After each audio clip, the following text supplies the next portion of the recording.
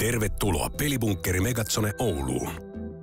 Peliliivi puetaan päälle siten, että edessä olevat kaksi hakasta kiinnitetään toisiinsa. Liivin istuvuus varmistetaan vetämällä liivin sivuilla olevia leveitä nauhoja taaksepäin. Liiviä löysätään vetämällä nauhojen lukkoja eteenpäin. Liivin kireys on sopiva, kun se ei purista, mutta pysyy paikallaan liikkuessa. Vastustajien ja tukikohtien ampumiseen käytetään liiveihin kytkettyä laserasetta. Asetta ei saa irrottaa liivistä. Jos asetta pidellään yhdellä kädellä tai ote on muutoin virheellinen, aseessa vilkkuu valkoinen valo.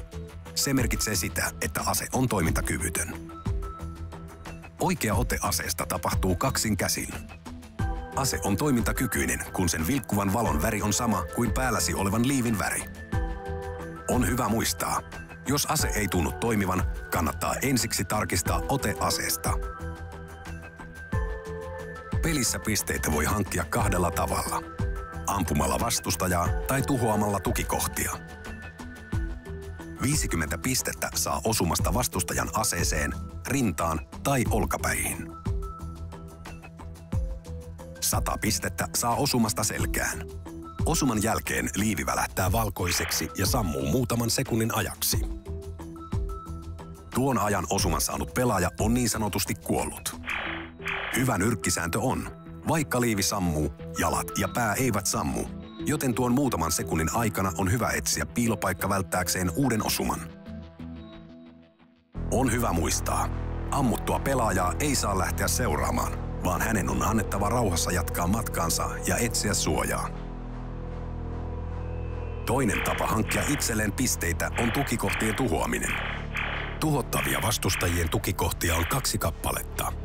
Tukikohtien tunnusvärit ovat joukkueiden peliliivien mukaan vihreä, punainen ja sininen.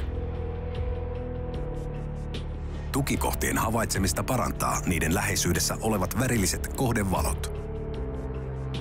Kukin pelissä oleva pelaaja voi tuhota vastustajan tukikohdan vain kerran, ja tukikohdan tuhoamisesta pelaaja saa 2000 pistettä. Seuraava pelaaja voi tuhota saman tukikohdan 30 sekunnin kuluttua edellisestä tuhoamisesta.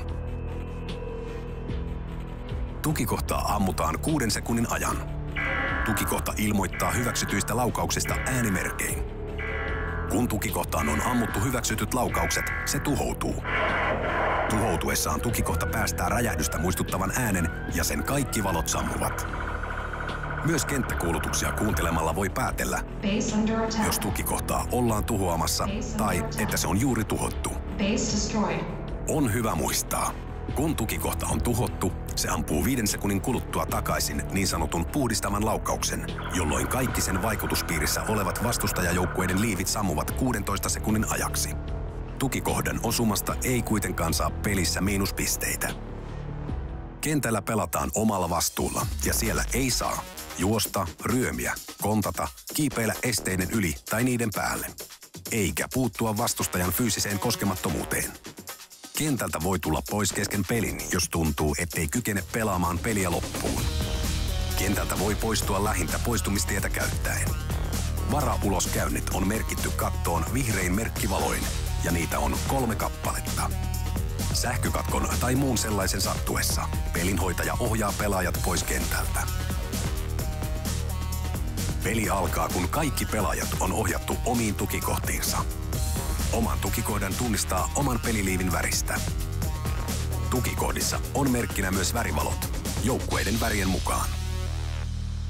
Tukikohta vihreä. Tukikohta punainen. Ja tukikohta sininen. Peli kestää 22 minuuttia. Peli loppuu, kun lähtölaskenta alkaa 10-0. Musiikin ja peliäänien loppumisen jälkeen siirrytään takaisin liivihuoneeseen riisumaan varusteet. On hyvä muistaa. Katso liiviä riisuessasi vielä kerran aseesi perässä oleva pelaajanimesi. Varusteiden riisumisen jälkeen palataan tuloaulaan, jossa pelinhoitaja jakaa kullekin pelaajalle omat tuloskortit. Tuloskorteista näkee yksityiskohtaisesti osumien lukumäärän sekä osumakohdat niin omaan kuin vastustajankin liiviin. Lisäksi tuloaulassa sijaitsee TV-monitori, josta näkee kaikkien pelaajien sijoitukset sekä voittaneen joukkueen värin ja pistemäärän.